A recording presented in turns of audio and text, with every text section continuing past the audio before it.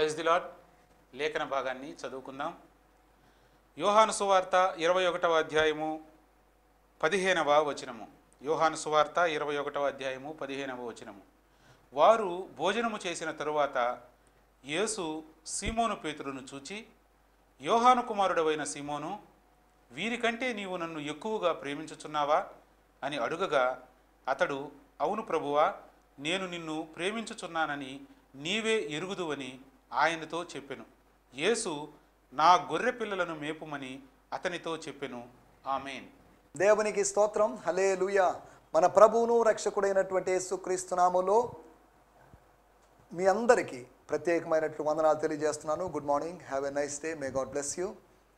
రండి, మనం దేవుని వాక్యాన్ని ధ్యానించుకుందాం. మీ వ్యక్తిగతమైన ధ్యానాలు ముగించుకున్నారని అనుకుంటున్నాను. దయచేసి జ్ఞాపకం చేసుకోండి, మీ వ్యక్తిగతమైన ధ్యానాల్లో ఏమన్నా సందేహాలు ఉన్నట్లయితే, అంటే అది మీ పర్సనల్ మెడిటేషనే, కానీ పర్సనల్ డివోషనే, అందులో నుంచి కూడా ఏమైనా డౌట్స్ ఉన్నట్లయితే ఒక దేవుని సేవకునిగా దానికి కాస్త వివరణ ఇవ్వడానికి ప్రయత్నం చేస్తాను. దాని ద్వారా అదే సమయంలో ఈ సందేశాల మీద మీ కామెంట్స్, అనగా మీరు ఇంకా ఏమన్నా ఎక్స్ట్రాగా యాడ్ చేసి ఏదైనా మ్యాటర్ చెప్పదలుచుకుంటే, ఆ దేవుని సేవకుడు ఇంకా కొద్ది మ్యాటర్ ఇలా చెప్పింటే బాగుండేది అనేటువంటి థాట్ కానీ మీకు వచ్చినట్లయితే మీరు దాన్ని పంచుకోవాల్సిందిగా కోరుతున్నాను. ఒక సహోదరునిగా, మీలో ఒక సహోదరునిగా భావించి మీ అభిప్రాయాల్ని నిర్మోహమాటంగా మీరు చెప్పొచ్చు అని మిమ్మల్ని ప్రేమపూర్వకంగా కోరుతున్నాను. కాబట్టి మీరు అలా చెప్పినందుకు ఫీల్ అయ్యేది అంటూ ఏం లేదు. మీరు ఖచ్చితంగా మీ అభిప్రాయాన్ని మీరు తెలియజేయచ్చు. ఇక్కడ నేను చెప్తున్నట్టు అన్ని విషయాలతో మీరు ఏకీభవించాలనే నియమం ఏం లేదు. ఎవరి అభిప్రాయాలు వాళ్ళవి. ఒకరి అభిప్రాయాల్ని వేరొకరి మీద బలవంతంగా రుద్దే ప్రయత్నం చేయకూడదు.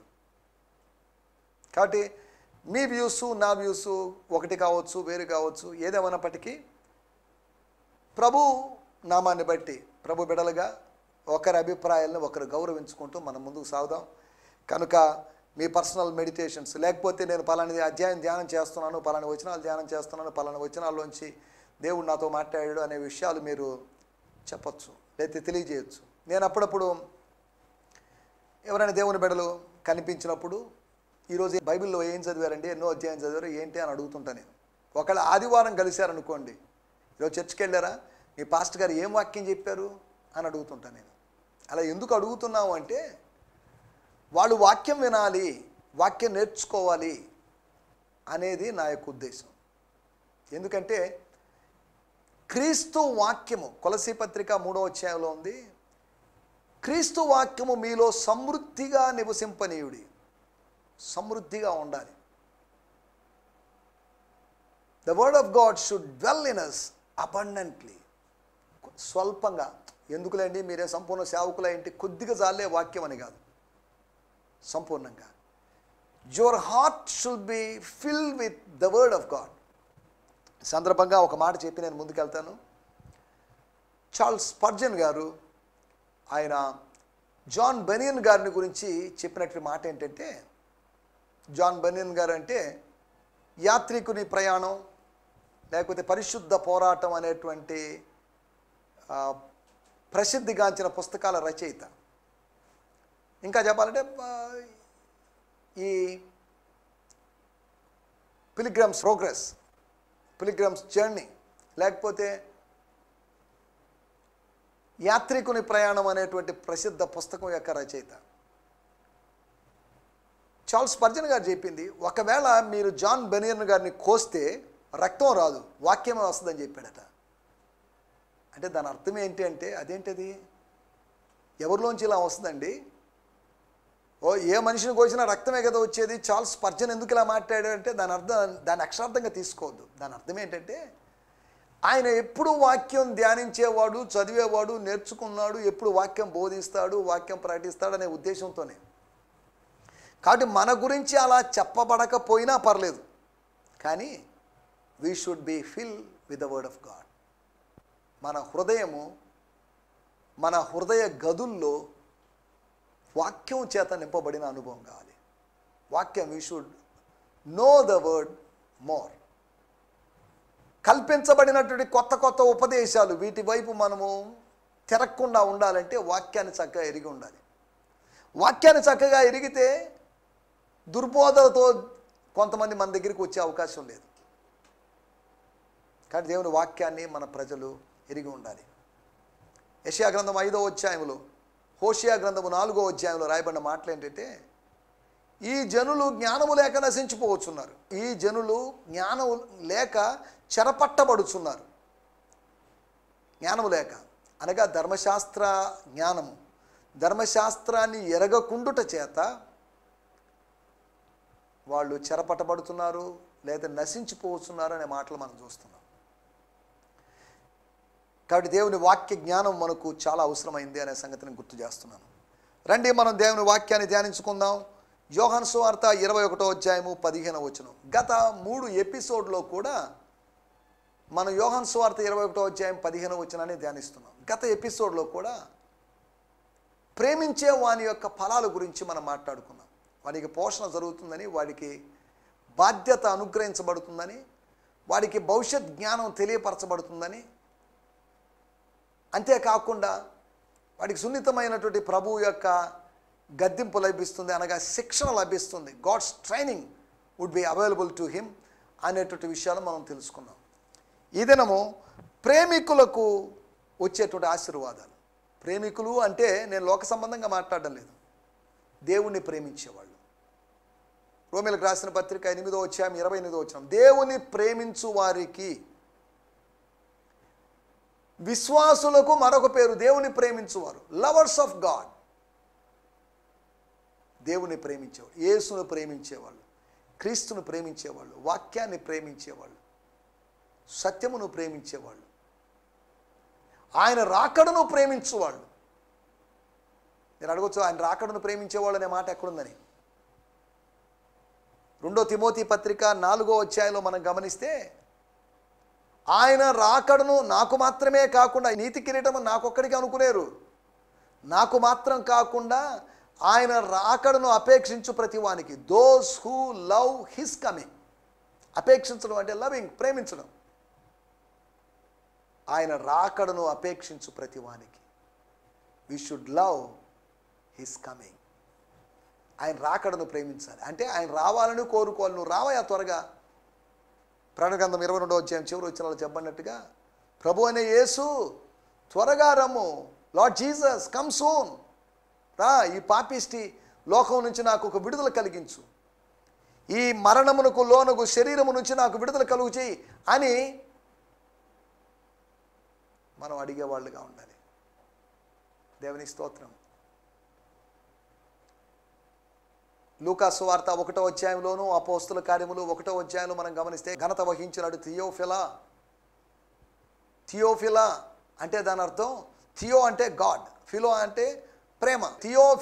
థియోఫిలస్ అంటే దేవుని ప్రేమించువాడు అని అర్థం, లవర్ ఆఫ్ గాడ్ అని అర్థం. దేవుణ్ణి ప్రేమించే వాళ్ళుగా మనం ఉండాలి. మనుషుల్ని ప్రేమించడం సులభం, బంధువుల్ని ప్రేమించడం సులభం, ఒకే ఊరోళ్ళని ప్రేమించడం, క్లాస్మేట్స్నో కొలీగ్స్నో ప్రేమించడం సులభం. కానీ అదృశ్యుడైన దేవుణ్ణి ప్రేమించడం కష్టం. కానీ ప్రేమించగలం. వాక్యం ద్వారా మనం ప్రేమించగలం, వాక్యం నేర్చుకోవడం ద్వారా మనం ప్రేమించగలం. యోహాను సువార్త 21వ అధ్యాయం 15వ వచనాన్ని ఆధారంగా చేసుకొని ప్రేమించే వారికి కలిగేటువంటి ఆశీర్వాదాలు ఏంటి? What are the blessings?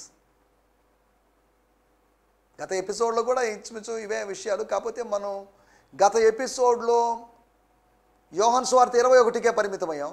ఈసారి ఇంకా కొద్దిగా అవుట్ సైడ్గా, అనగా బయటికి వెళ్ళిపోయి ఒక 4 బ్లెస్సింగ్స్ని, 4 దీవెనల్ని, ఆశీర్వాదాలని మేము ముందుంచాలని ఆశిస్తున్నాను. దేవునికి స్తోత్రం, హల్లెలూయా. అనగా దేవుని ప్రేమించు వారికి నో డౌట్, ఎటువంటి సందేహం లేదు, వాళ్ళకి దీవెనలు వస్తాయి. వాటి గురించి మనం కొన్ని విషయాలు మాట్లాడుకుందాం. 4 విషయాలు త్వరగా మీకు జ్ఞాపకం చేస్తాను. మొట్టమొదటి మాట, కీర్తన గ్రంథము 91వ కీర్తన 14వ వచనం, సామ్స్ 91:14. అతడు నన్ను ప్రేమించుచున్నాడు గనుక, అతడు నన్ను ప్రేమించుచున్నాడు గనుక నేను అతన్ని తప్పించేదాను. దేవుని స్తోత్రం. అతడు నా నామము నెరిగిన వాడు గనుక నేను అతన్ని ఘనపరచెదను. దేవుని స్తోత్రం. చాలండి సార్. కీర్తన గ్రంథము 5 భాగాలుగా విభజించబడింది. ధర్మశాస్త్రం ఏ విధంగా 5 భాగాలుగా ఉందో, ఆదికాండము, నిర్గమకాండము, లేవి కాండము, సంఖ్యాకాండము, ద్వితీయోపదేశ కాండం అనే 5 భాగాలుగా ఉందో, కీర్తనలు కూడా 5 భాగాలు ఉన్నాయి.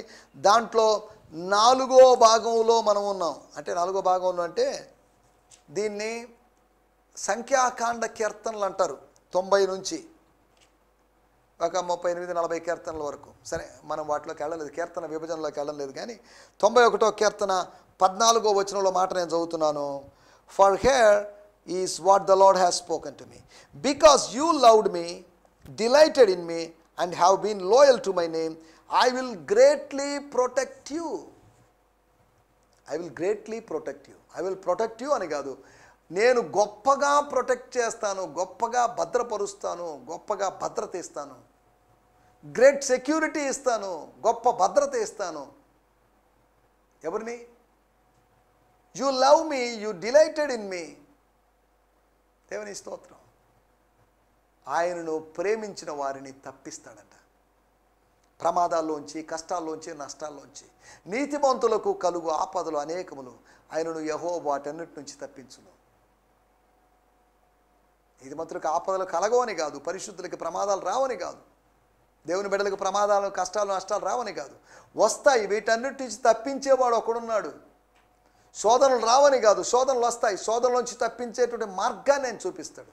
He will show a way to escape or overcome the temptations. దేవుని స్తోత్రం. మనం ఆలోచిస్తున్నట్టు విషయాలు, ప్రేమించే వానికి ఉన్నటువంటి ఆశీర్వాదాలు. 91వ కీర్తన మనకందరికీ తెలిసిన విషయమే. ఈ కరోనా, ఈ ఫస్ట్ వేవ్, సెకండ్ వేవ్, ఇప్పుడు థర్డ్ వేవ్లో ఉన్నామని, లేవని, థర్డ్ వేవ్ రాబోతుందని, ఇలా రకరకాల అభిప్రాయాలు ఉన్నాయి. మనం వాటిలోకి వెళ్ళడం లేదు. ఏదేమైనప్పటికీ 2 వేవ్స్ అయిపోయినాయి, లేకపోతే సెకండ్ వేవే ఇంకా కంటిన్యూ అవుతుందేమో అని మనకు తెలియదు. ప్రపంచం యొక్క పరిస్థితులు, బయటకు వెళ్తే పరిస్థితులు దారుణంగా ఉన్నాయి.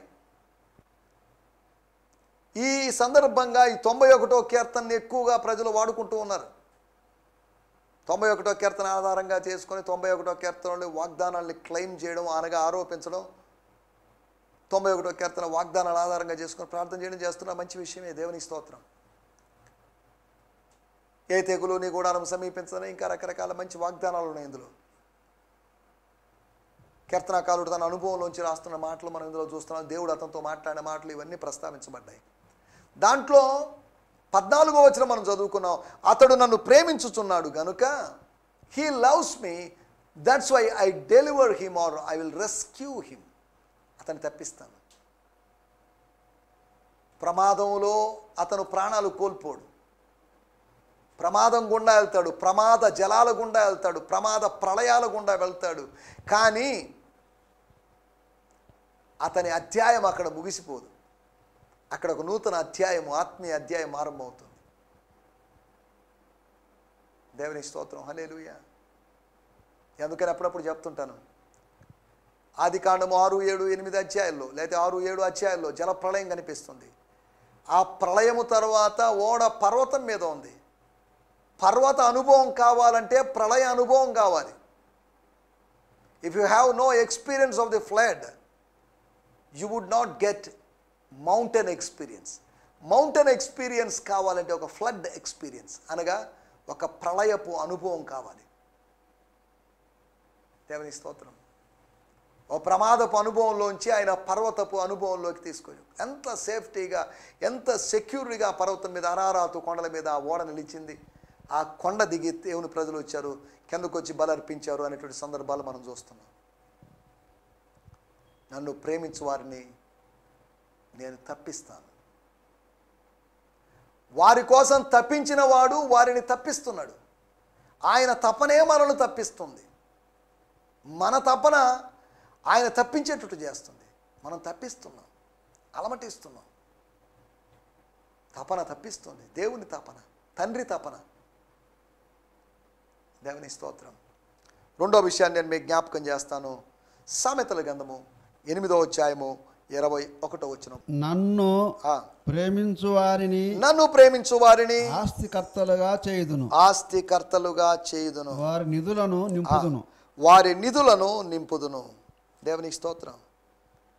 Those who love me gain great wealth and glorious inheritance, and I will fill their lives with treasures. మరలా చదువుతున్నాను. Those who love me gain great wealth. నన్ను ప్రేమించేవారు గొప్ప ఆస్తిని స్వతంత్రించుకుంటారు. అండ్ గ్లోరియస్, మహిమకరమైన స్వాస్థ్యాన్ని వాళ్ళు స్వతంత్రించుకుంటారు. హెవెన్ గురించే. And I will fill there lives with treasures. వాళ్ళ జీవితాన్ని నిధులతో నింపుతానట. దేవుని స్తోత్రం. హల్లెలూయా. ఎంత మంచి మాటలు ఇక్కడ రాయబడ్డాయో చూడండి. అరామిక్ తర్జుమాలో ఇలా రాయబడింది, I will leave great hope as an inheritance to my friends. నన్ను ప్రేమించే వాళ్ళకి అనగా నా స్నేహితులకి గొప్ప నిరీక్షణను స్వాస్థ్యంగా విడిచిపెడతాను. దేవునికి స్తోత్రం. రెండో విషయం, వాళ్ళకి నింపబడేటువంటి అనుభవం, ఫిల్లింగ్ ఎక్స్పీరియన్స్ కలుగుతుంది. ఏం ఫీలింగు? ఫీలింగ్ కాదు, ఫీలింగ్స్ ఉంటే ఫీలింగ్ ఉండదు, ఫీలింగ్ ఉంటే హీలింగ్ ఉండదు. ఫీలింగ్స్ గురించి నేను మాట్లాడడం లేదు, ఫీలింగ్ గురించి నింపబడ్డం. వారి నిధులను నింపుదును, నీతిమంతుల ఇల్లు గొప్పదనం. ఇది మనకు బ్లెస్సింగ్స్ వస్తాయి అనగా ఫైనాన్షియల్ బ్లెస్సింగ్స్ వస్తాయి, ఫైనాన్షియల్ బ్రేక్ త్రూ వస్తుంది. దీన్ని ఆధారంగా చేసుకొని ప్రాస్పరిటీ థియాలజియన్స్, అభివృద్ధి వేదాంత బోధకులు ఇక మీరు ధనవంతులు అయిపోతారు, యు ఆర్ రిచ్ అని చెప్పేసి రకరకాలుగా బోధిస్తుంటారు. We would be richly blessed spiritually. ఆత్మీయంగా ఎంతో సంపన్నంగా దీవించబడతాం. విశ్వాసమందు భాగ్యవంతులు కావాలి, సత్క్రియలను ధనం కలిగి ఉండాలి, ఉపదేశమందు ఐశ్వర్యవంతులై ఉండాలి. 3 విధాలైనటువంటి ఐశ్వర్యం దేవుని ఎడల ధనవంతుల గురించి వచ్చేటువంటి ఆశీర్వాదాలు. 1 కొరింథీ పత్రిక 1వ అధ్యాయం, మీరు ఉపదేశమందు ఐశ్వర్యవంతులైతిరి.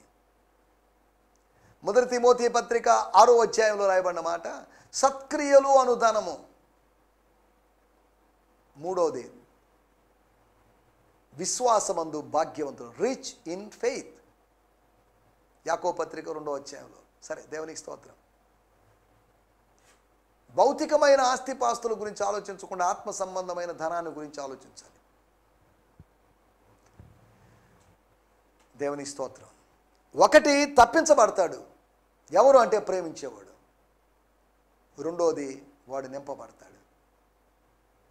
ఖాళీగా ఉన్నటువంటి నిధులు, ఖాళీగా ఉన్నటువంటి అతని అకౌంట్ అనగా దాని అర్థం ఏదో మిరకల్ మనీ అని చెప్పేసి ఏదో వస్తుందని కొంతమంది ఆఫ్రికన్ ప్రాఫిట్స్ చెప్తున్నట్టు మాటలు నేను చెప్పడం లేదు.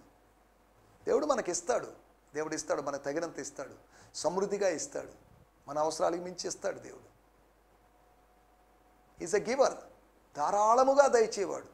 యాకోబు పత్రిక 1వ అధ్యాయం, ఎవరిని గద్దెంపక ధారాళముగా దయచేవాడు. దేవుని స్తోత్రం. హల్లెలూయా. 3వ విషయాన్ని మనం ఆలోచిద్దాం. లూకా సువార్త 7వ అధ్యాయము 17వ వచనం. ఆమె నన్ను ప్రేమించింది, విస్తారంగా ప్రేమించింది కనుక ఆమె యొక్క పాపాలు క్షమించబడ్డాయి.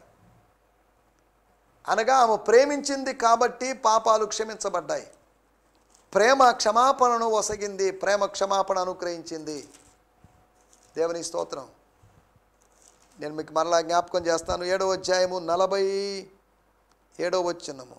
47, 17 కాదు. ఆమె విస్తారంగా ప్రేమించను కనుక ఆమె యొక్క విస్తార పాపములు క్షమించబడినని నీతో చెప్పుచున్నాను అని సీమోన్తో చెప్పడానికి మనం చూస్తున్నాం. 47వ వచనంలో. దేవునికి స్తోత్రం. ప్రేమ పాపక్షమాపణలోకి నడిపిస్తుంది. Her love led her to the forgiveness. పాపక్షమాపణలోకి నడిపించింది. ఆమె క్షమించబడలేదు. దేవాలయంలో ఎన్నో బలులు అర్పించుండొచ్చు, ఆ బలుల వలన ఆమె క్షమించబడలేదు. కానీ ఆమె క్షమించబడింది. ఆమె మనసులో తన్నుకు పుట్టినటువంటి దేవుడు పుట్టించినటువంటి ఆమె హృదయములోకి కుమ్మరించబడినటువంటి ప్రేమను బట్టి ఆమె క్షమించబడింది. దేవుని స్తోత్రం. హల్లెలూయా. నేను చదువుతున్నాను. She has been forgiven all of her many sins. ఆమె చాలా పాపాలు చేసింది. ఆమె పాపాలు చేసిందని ఆమె చెప్పలేదు. ప్రభువుకు అర్థమైంది. పాపాత్మురాలని వీళ్ళు ముద్ర వేశారు. This is why she has shown me such extravagant love. But those who assume they have very little to be forgiven will love me very little.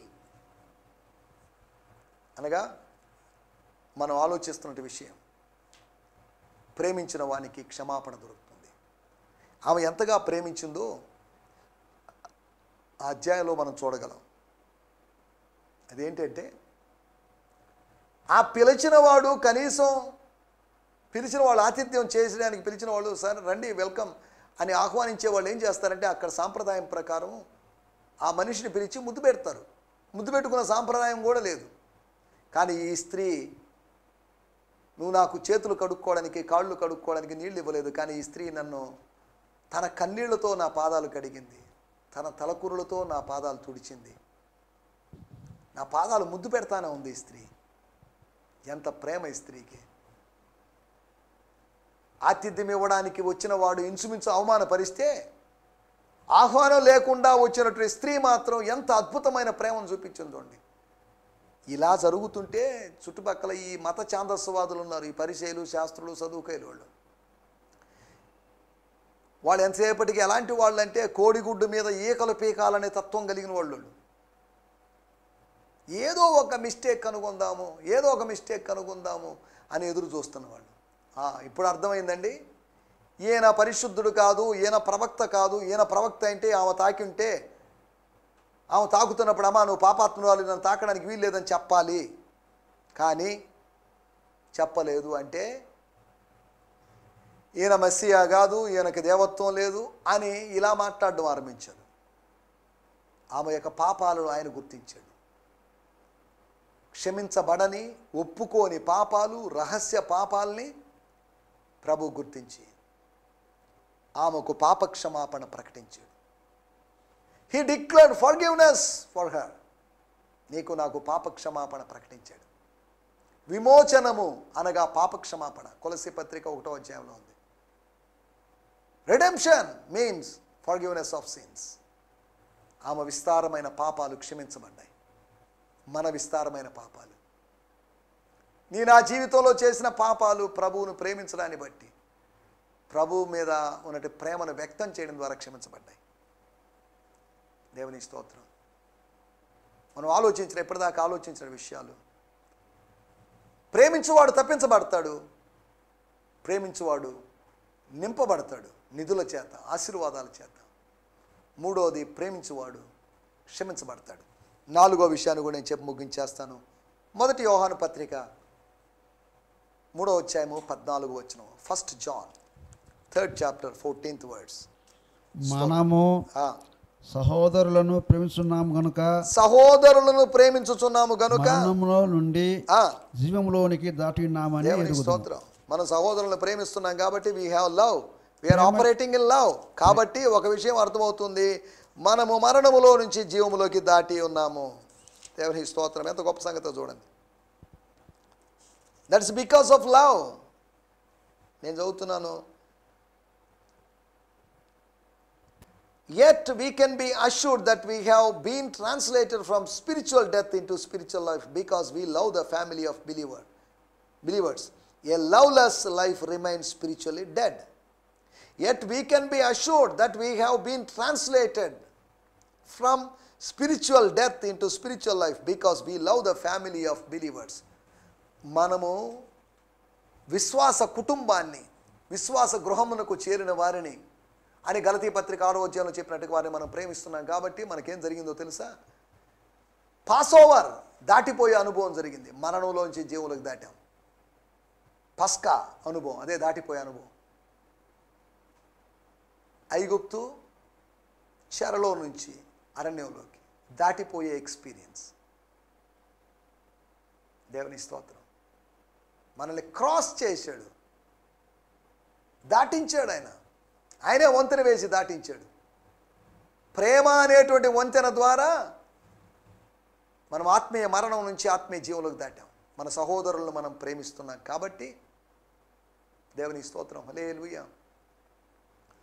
ఒక నూతనమైన జీవన విధానం వానికి అనుగ్రహించబడుతుంది. మరణము లేని జీవన విధానం, రెండవ మరణం ప్రభావం చూపించినటువంటి జీవన విధానం. ఒక ఆత్మీయ మరణం మీద పడినటువంటి ఒక అనుభవం. దేవుని స్తోత్రం. హల్లెలూయా. నా మాటలు నేను ఇక్కడ ముగించేస్తున్నాను. 4 విషయాలు నేను మీకు గుర్తు చేశాను. ఒకటి, అతడు తప్పించబడతాడు. అతడు అంటే ఎవరంటే ప్రేమించేవాడు. ఆమె అని కూడా అనుకోవచ్చు. ఆమె, అతడు లేదంటే ఆమె, లేదా వారు ఎవరు ప్రేమిస్తారో వారు స్త్రీ అయినా పురుషుడైనా కానీ వారు తప్పించబడతారు, వారు నింపబడతారు, వారు క్షమించబడతారు, వారు నూతన జీవన విధానాన్ని పొందుకుంటారు. They have life in them, God's life in them. జోయి అని చెప్పబడినట్టు గ్రీకు భాషలో చెప్పబడినటువంటి ఆ లైఫ్, డివైన్ లైఫ్ను పొందుకుంటారు. దేవుని స్తోత్రం. దయచేసి తలలోంచండి, ప్రార్థన చేసుకుందాం. ప్రార్థన. ప్రేమిస్తున్న నీకు ఆశీర్వాదాలు ఉన్నాయి. ప్రార్థన చేసుకుందాం. పరిశుద్ధుడైన మా దేవా, మీరు మాకు వినిపించిన మాటల కొరకే మీకు వందనాలు. ప్రేమించే వారికి కలిగేటువంటి ఆశీర్వాదాలు, వారు తప్పించబడతారని, వారు నింపబడతారని, వారు క్షమించబడతారని, నూతనమైన జీవన విధానాన్ని వారు పొందుకుంటారని మీరు తెలియజేసిన మాటల కొరకై మీకు వందనం చేయిస్తున్నాం.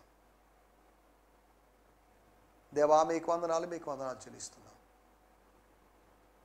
కనుక ఈ ఆశీర్వాదాలను మేము స్వతంత్రించుకోవాలంటే మేము నిన్ను ప్రేమించేవారుగా ఉండగలడు సాయం చేయి. నిన్నుగాక మరి దేనిని ప్రేమించనివ్వకు అని భక్తుడు పాడినట్లుగా అలాంటి అనుభవంతో మేము ముందుకు సాగుడు సాయం చేయమని మమ్మల్ని మీ చేతిలో సమర్పిస్తూ యేసుక్రీస్తు నామములోనే ప్రార్థించడుగుతున్నాం పరమ తండ్రి. ఆమేన్. ఆమేన్. దేవుని స్తోత్రం. మీ అందరికీ వందనాలు. ప్రభు మిమ్మల్ని దీవించునుగాక. ప్రభు చిత్తమైతే రేపటి ఉదయకాలపు ఎపిసోడ్లో కలుసుకుందాం. హల్లెలూయా. స్తోత్రం. ఈ సందేశము మీకు ఆశీర్వాదకరంగా ఉందని నమ్ముచున్నాము. ప్రార్థనా అవసరతల కొరకు మమ్మల్ని సంప్రదించవలసిన మా చిరునామా గిద్యోన్ మిషన్ చర్చ్, 6వ వీధి, శాంతినగర్, నెల్లూరు 4, ఆంధ్రప్రదేశ్. పిన్ 524004. మా ఫోన్ నంబర్లు 7036443613 మరి ఒక నంబర్ 9392293010. మా ఈమెయిల్ ఐడి gfihmi2015@gmail.com. దేవుడు మిమ్మును ఆశీర్వదించునుగాక. ఆమేన్.